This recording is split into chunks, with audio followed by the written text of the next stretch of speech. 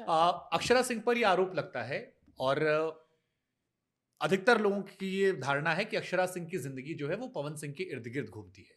जी। पहले साथ रहने पर अच्छा काम, ना रहने पर उनके खिलाफ बयानबाजियों का दौर। बहुत सारे उनके फैंस जो हैं, आपके फैंस नहीं, आपके फैंस आपके लिए स्टैंड करते हैं, लेकिन जो उनके फैंस हैं वो ये कहते हैं कि आप लाइमलाइट में रहने के लिए उनके नाम का इस्तेमाल करती हैं, उनके बारे में बुरा भला कहकर, जबकि आप साथ उनके थे। जी। अब इस पर मैं जाऊं इससे पहले मैं चाहूंगा एक बार आप हमें बताएं, how you met Pawan Singh.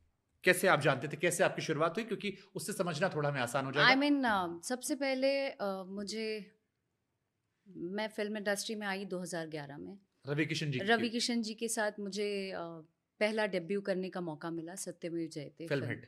Film hit हुई, लोगों ने बहुत पसंद किया। बैक टू बैक हमने 3-4 फ़िल्में की, जिससे मेरा नाम हुआ अक्षरा, अक्षरा समथिंग, कोई एक लड़की आई है जो पटना से है।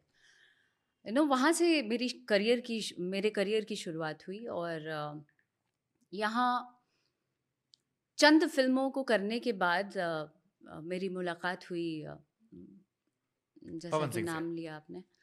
हाँ जी, उनसे मुलाकात हुई, हमने साथ में 1-2 फ़िल्म की और मैं थी बहुत छोटी। मैं बहुत ज़्यादा मैच्योर नहीं कहेंगे। जी। मैं इज़्ज़त बहुत करती थी, मैं बहुत सीधी भी थी, कह सकते हैं। हम्म। तो जो जैसा कहता था उस समय ऐसा लगता था कि ही इज़ राइट, हम्म। या नो जो भी फ़िल्में आई मुझे ऐसा लगता था कर लेना चाहिए। ये चंद किस साल की आप कहानी बता रहे हो? ये आई मीन अराउंड 13-14 की थर्टीन बात है। Fourteen okay. हमारी मुलाकात हुई, हमने फ़िल्में की साथ में और फिर 14 में ही, लेकिन ये सवाल मैंने इसलिए पूछा क्योंकि 14 में शायद उनकी शादी हुई थी नीलम सिंह से, अगर मैं गलत नहीं हूं तो। तब मैं नहीं थी, ओके। तब मैं नहीं थी। शादी के टाइम में आप नहीं थी। नहीं, हमारा कुछ भी नहीं था ओके। तभी, तभी हाय हेलो टाइप्स था। ओके। हम लोग साथ में 1-2 फ़िल्म किए और फिर कोई लेना-देना नहीं। So you started dating around 16, 15-16। हाँ जी, उसके बाद हमारी मुलाकात अ, 3-4 साल बाद जब डेथ हो गया, उसके बाद और भी चीज़ें हुई। हमने फिर एक फ़िल्म की साथ में। हम्म। तभी उनके तरफ से ऐसा होता था कि यार अगेन कि यू नो अपने मन मर्ज़ी के हिसाब से नहीं है ये लड़की, तो मुझे काम से कई बार हटाया गया। हम्म। तभी हमारा कुछ भी लेना-देना नहीं था और मैं वो सब फ़ेस करती रहती थी कि यार मैं घर में जाके रिग्रेट करती थी कि मुझे आखिर मुझ में कमी क्या है कि मुझे काम नहीं मिलता है। मुझे बहुत सारी फ़िल्मों से हटा दिया जाता है। तो ये सवाल थे मेरे मन में। एक बार ऐसे ही होता है इंसिडेंट कि वो आते हैं घर के नीचे मुझसे मुलाकात करने और हाय हेलो होता है। तब भी कोई हीरोइन होती है उनके गाड़ी में और भी चंद लोग थे वहाँ। आते हैं, मिलते हैं और फिर नशे में हाय हेलो करते हैं, अरे तुम अच्छा नहीं कर रही हो, ऐसा कुछ तो बोल के वो जाते हैं और मैं कन्फ्यूज़्ड कि मतलब ऐसे क्या बोला इन्होंने, मुझे समझ में नहीं आया। अगर आप शुद्ध शब्दों में बोलें तो हम एक समय में बहुत भकोल रहे हैं, लोल हम्म। टाइप के, जिसको समझ में नहीं आता था कि क्या हो रहा है और 5-10 मिनट बाद ट्यूबलाइट जैसा खुलती थी मैं कि हाँ, ये हो गया हम्म। और रोड क्रॉस करते हैं और उनका एक्सीडेंट हो जाता है, पवन सिंह का। और एक्सीडेंट होता है एंड आई वाज़ लाइक क्या हो गया? मेरे सामने होता है, हाथ-पैर ठंडे हो जाते हैं और मुझे ऐसा लगता है कि मुझसे मिलने आए थे और ऐसे हो गया और नेक्स्ट डे सुनती हूँ मैं, इल्ज़ामात के लंबे चिट्ठे मेरे ऊपर आते हैं। ये किस साल की लोग कहानी है? कहते हैं ये मुझे साल नहीं याद है। अप्रॉक्स एक आइडिया, मतलब अलग होने के बाद या यहाँ से शुरुआत हो रही थी? अच्छा, शुरुआत ये हो शुरुआत, रही हाँ थी। हाँ हाँ, ठीक है। बहुत पहले की हाँ हाँ बात हाँ है। ठीक हाँ, है, वहां से इल्जाम चल रहे हैं। वहाँ से इल्ज़ाम चल रहे हैं। और उसके बाद ऐसा हो जाता है कि इस लड़की से मिलने गए तो ऐसा हो गया, इसी के चक्कर में ये हो गया, इसी के चक्कर में वो हो गया, पूरी इंडस्ट्री में तमाम बातें इधर-उधर चलने लगी हम्म। और मैं करीबन 6 महीने डिस्टर्ब रही इस बात से कि क्या मेरी वजह से ऐसे हो गया क्या? आई मीन मैं गलत हूँ क्या? हम्म। ऐसे कैसे हो गया? और उसके बाद हीलिंग का दौर शुरू होता है, फिर वो अपने दुनिया में मस्त, मैं अपने दुनिया में मस्त अपना काम-वाम कर रही हूँ। उसके बाद हमारी मुलाकात होती है, मैं कर रही थी काला टीका, हम्म। सीरियल ज़ी टीवी का। वहाँ मुलाकात होती है और अम, एकदम से मैं ब्लैंक भी हो रही हूँ, बट ठीक है, मुझे बोलना है। हम्म, वहाँ पे मुलाकात होती है और फिर होता है सामने से अप्रोच, जिसको अब लोग कहते हैं कि यार मैं ज़बरदस्ती अपना नाम पाने के लिए या मुकाम पाने के लिए लड़कियाँ घुसती हैं और उसके बाद अपना नाम बनने के बाद ऐसे करती हैं वैसे करती हैं। तो हमने फ़िल्म की शुरुआत की। हमने साथ में लगातार कम से कम 13 से 15 शोज़ किए, बैक टू बैक। वहाँ लोग मुझे पसंद करने लगे। धीरे-धीरे चल के मैं भी इमोशनल हो गई, उनकी तरह-तरह की बातों में आ गई। ऐसा लगा कि यार he is the only one made for you. Made for me, and और कुछ हो नहीं सकता है। उसके बाद मुझ पे धीरे-धीरे जब ऐसा लगा कि ये लड़की क्लच में आने लगी है, यू नो जो मैं कह रहा हूँ सारी बातों को मानना, सब कुछ करना, उनका एक अलग फ़ेज़ शुरू हो गया। आप लिव इन में भी थे, राखी जी। सावंत ने ऐसा आरोप शायद लगाया था आप ना, पे। आरोप के तो मतलब चिट्ठे हैं। आरोप तो कई लोग कई कुछ लगाते हैं, लेकिन ज़रूरी नहीं है कि वो सारी बातें सच हों। हम इसीलिए हम चाहते हैं कि आप जो आप पर आरोप लगते हैं, जी, हम जहाँ से जिस बैकग्राउंड से आते हैं, हमें लिव इन का तो परमिशन दूर-दूर तक हम अपने पेरेंट्स को नहीं समझा पाएँगे कि हमको किसी के साथ रहना है बिना शादी के। तो हम वैसे नहीं करते थे। लेकिन हाँ, धीरे-धीरे जब अब उनकी बातों में आने लगी मैं, क्या अच्छा लगा था उनका आपको? ऐसा लगता था कि वो जो भी कहें, उनको मानना ज़रूरी है। मेस्मराइज हो गई थी आप पूरी तरह से। मेस्मराइज़ तो हो गई थी, और मैं जैसी एक्चुअल इमोशनल लड़की हूँ, मुझे ऐसा लगता है कि कमिंग फ्रॉम दैट बैकग्राउंड, आप समझते हैं, बट एक बिहार की लड़की या एक यूपी की लड़की किसी के साथ अगर कमिटेड हो जाए, तो फिर ऐसा लगता है ज़िंदगी ही इसमें है। चाहे मैं मर जाऊँ, चाहे मैं जी जाऊँ, या जो भी हो जाए। तब वो दौर चल रहा था मेरा कि नाम जुड़ गया है, तो मुझे अब ज़िंदगी बितानी है इस तो आदमी के अक्षरा साथ। सिंह उस टाइम पवन सिंह के साथ शादी करने के सपने देख रही थी। जी। अक्षरा सिंह को पवन सिंह से प्यार हो गया था, मैडली इन लव। जी, जी, madly madly in love with him.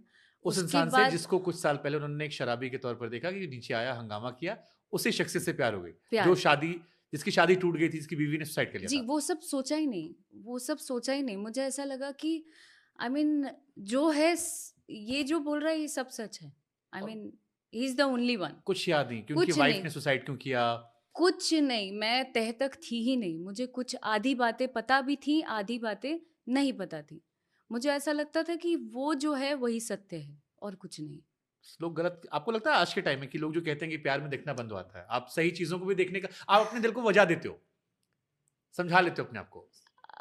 ऐसा कह सकते हैं कि हम जो देखना चाहते हैं वही हमें दिखता भी है। ठीक है, तो ये हैप्पी पीरियड फिर कितना लंबा चला आपका ये? ये चला करीबन मुश्किल से 1 साल। 1 साल के बाद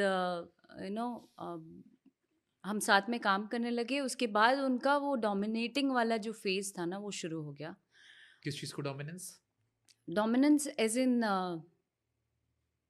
मैं रोज़ उनके जगने से पहले अपने घर पर झूठ बोल के जाती थी कि मैं जॉगिंग करने जा रही हूँ, मैं जिम जा रही हूँ, और मैं उनके सुबह उठने का वेट करती थी घर के बाहर। उनको उठाती थी, उनका सारा काम करती थी, उनको खाना बना के खिलाती थी। एक-एक चीज़ जो एक औरत करती है, वो सब करती थी। उसके बाद मुझे ऐसा लगता था ये मेरी ड्यूटी है, आपने मन में पति परमेश्वर सा बना लिया था। जो भी कह सकते हैं आप। उसके बाद फिर ऐसा होता है कि रात में पूरे दिन काम करते थे, रिकॉर्डिंग्स, गाना बजाना या शूट, वो ख़त्म करके रात में उनके सोने का इंतज़ार करती थी मैं कि वो सोएंगे, उसके बाद मैं चुपके से घर जाऊंगी, और किसी को पता भी नहीं चलेगा, घर में भी नहीं पता चलेगा। एक डर था मेरे मन में कि घर में नहीं पता चलना चाहिए। मुझे ऐसा लगता था पेरेंट्स को नहीं पता चलना चाहिए। वो टाइम मैं इतनी एज में तो पहुंच चुकी थी कि सही गलत पता था, और मन में ऐसा लगता था कि ये कर रही हूँ मैं, ये गलत है। घर में अगर पता चला तो पेरेंट्स डांटेंगे। तो ये डर मतलब लेकर छोटे शहर का जो आपके ग्रोन अप वो होता है, मेंटालिटी आती है, वो आपके जहन में थी। मेंटालिटी वो मेरे वो ज़हन रहती में है, थी, हाँ। और ये मेरा पर सिलसिला मोहब्बत में दीवानगी इतनी ज्यादा थी कि आप बहते चले जा रहे कुछ थे। कुछ नज़र नहीं आता था। हाँ, बट ज्यादातर लोग प्यार में ऐसे ही करते हैं। आप अकेले कहानी नहीं है उस टाइम, शायद हम सब ने, या जो लोग देख भी रहे होंगे, सब ने ही ऐसे किया होगा, छिप छिपा के माँ बाप से झूठ बोलना, जी। जाना आना मिलना। आपको लगता है शायद यही जिंदगी, यही तो हाँ, भविष्य यही है। ज़िंदगी लग रही थी। हाँ। और कट्टू प ऐसा भी लगता था कि यार एक टाइम ऐसा आएगा जब मैं समझा लूँगी, मतलब जब फेस करना रहेगा घर में, हुँ, तो मैं कर लूँगी। स्टैंड ले लूँगी इस इंसान के लिए। हाँ, स्टैंड ले लूँगी, बता दूँगी एंड जो भी चीज़ें कास्ट होती वास्ट हैं। भी सेम है, इंटर-कास्ट का भी इश्यू नहीं है। आई मीन कास्ट वास्ट को मैंने कभी प्रायोरिटी पे रखा नहीं। मुझे ऐसा लगता है कि मैं एक इंसान हूँ। हुँ, मुझे करीबन क्लास 10 तक पता नहीं था कि मैं कौन-सी जात हूँ। हुँ। मैं इंडस्ट्री में आने के बाद मुझे पता चला मैं कौन-सी जात हूँ। और वो इस भी लोगों और द्वारा। इसका असर मेरे कित पेरेंट्स ने कभी मुझसे चर्चा ही नहीं की हम ये जात हैं, हुँ, तुम्हारी माँ ये जात है। हालाँकि मेरे पेरेंट्स का इंटरकास्ट मैरिज है। हुँ। लेकिन मुझे जात ही नहीं पता था कि मम्मी का कौन-सा जात है, पापा का कौन-सा जात है, नहीं पता हमको था। हमको ट्विटर पे पता लगा था कि हम हाँ, ब्राह्मण हैं, उसके पहले हमको अंदाज़ा नहीं था। ओह! ट्विटर पे हमको स्पेशली बताया गया था अच्छा, कि तुम ब्राह्मण हो, ब्राह्मण ऐसे होते हैं, ऐसा। तो हमने अच्छा। कहा हमने कहा अच्छा। पर मैं अभी भी उसको आगे नहीं रखती हूँ। मैं हुँ, इंसान हूँ और मैं ऐसे ही जीना चाहती हूँ। मरते दम तक मुझे कोई बोले कि आप इस जात से हैं, मैं नहीं, उसमें पड़ना नहीं हुँ। चाहती हूँ मैं। सफोकेट करता है मुझे ये चीज़। और उसके बाद तो ये जो पीरियड आपका चल रहा था, जिसमें आप खाना बना रहे थे, साथ में शूट कर रहे थे, फ़िल्में आ रही थीं, शाम को ड्रॉप कर रहे थे, सुला के लौट रहे थे, सुबह अच्छे बच्चे की तरह उठा रहे थे। सब अच्छा था या इसमें भी कुछ आपकी नज़र में था जो आपको दिखाई नहीं पड़ा, जो बाद में शायद दिखा? 1 साल बाद, क्या? 1 साल होते-होते ऐसा हो गया कि जब देखा कि क्लच में आ गई है, फिर होने लगा कि तुम स्टेज पे सबके सामने बोलो कि तुम्हारा मेरे से अफ़ेयर है। ओके, तुम फ़िल्मों के दौरान सबको बोलो इंडस्ट्री में कि तुम्हारा मुझसे कुछ है। ओके। तुम और मैं कहती थी डर लगता था, घर में पता चल जाएगा, ऐसा-वैसा। ओह! दैट मीन्स कि तुमको दिखाना है कि तुम सिंगल, और भी कहीं यू नो एक्सप्लोर कर सकती हो। एक्सप्लोर कर सकती हो, लोगों से मिल सकती हो, तुमको काम पाना है, तुम रिश्ते बनाओगी, तुम और लोगों को फ्लर्ट करोगी, बहुत सी बातें ऐसी थीं। जबकि मेरे मन के भीतर ये ज़रा मतलब दूर-दूर तक मैंने नहीं सोचा था कि मैं एक इंसान के साथ किसी को डेट कर रही हूँ, उसके बाद मैं नज़र उठा के भी किसी को देख लेती हूँ तो वो पाप है। मेरे जैसी लड़की को उस समय ऐसा लगता था। अब ये चीज़ें शुरू हुई, स्टेज पे जाने लगी मैं। फिर एक दौर शुरू हुआ जहाँ पे मुझे पैर छूना था। मैं पब्लिकली जाऊँ स्टेज पे, मेरा पैर छूना है। तो ये पवन सिंह ने आपसे कहा क्या कि पैर छूना जी, मेरा? जी, मेरा पैर छूना है, क्योंकि मुझे पसंद है, मेरा पैर छूना है, स्टेज पे चढ़ते लोगों को बोलना है, लोग जैसे बोलें वैसे ही रहना है, और आपने किया? मैं जैसा बोलूँ वैसे ही रहना है। जी, आपने किया? मैंने आपने स्टेज किया, पे पैर छुए आपने? मैंने किया, मैंने किया। और बहुत सी चीज़ें ऐसी हुई हैं जिन बातों को मैं एकदम क्लियर अपने थोड़ा टाइम लेके बोलूँगी, लेकिन एक-एक बात मैं बताना चाहती हूँ, अपने लिए नहीं, हुँ। उन सारी लड़कियों के लिए जो ये फेस करती हैं और चुप रहती हैं। और कई कर भी रही होंगी। और कई कर भी रही हैं और उसके बाद उसका एंड रिज़ल्ट ये होता है कि वो मर जाती हैं, कि लोग क्या कहेंगे? मेरे पेरेंट्स क्या कहेंगे? लोग जज करेंगे, वो लड़का क्या कहेगा? तो वो समाज की जो कुरीतियाँ हैं ना, उन जद्दोजहद में मैं मारना नहीं चाहती हूँ और आने वाली लड़कियों को। इसलिए मैं उन सारी बातों पे, उन सारे मुद्दों को आज ख़त्म करना चाहती हूँ। वो सारी बातें आज बताना चाहती हूँ जो मैंने झेला है एक समय में।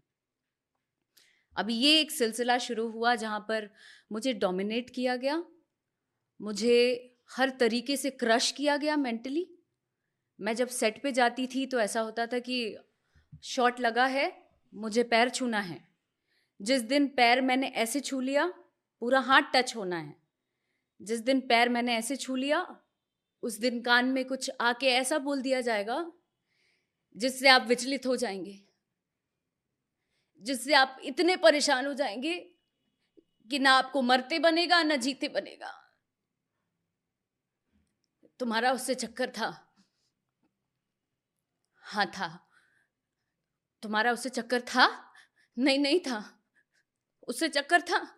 हाँ, था। नहीं था? नहीं, नहीं था। वो करते-करते अचानक मेरे ऊपर बड़ाम से टीवी फोड़ दिया जाता है, टेबल फोड़ दिया जाता है। क्योंकि तुम एक्सेप्ट करो तो भी तुम गलत हो, तुम नहीं एक्सेप्ट करो तो भी तुम गलत हो।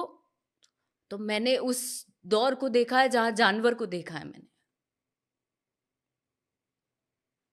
तो इतनी डरा दी गई मैं, कंटिन्यू इतनी डरा दी गई मैं कि मुझे डर से डर लगना बंद हो गया। तब जाके आज मैं यहाँ पे हूँ। और ये सब प्यार में, पॉजिटिव में, ये प्यार में, कि मैं प्यार में हूँ इसलिए कर रहा हूँ। प्यार में हूँ। गलत मत लेना इसे। जी माफी भी मांगी होंगी फिर तो बाद में जी जी, बहुत बहुत कि बहुत। गुस्से में था, प्यार गलती से हुआ, हम्म। तुम तो जानती तुमसे मैं कितना प्यार करता हूँ।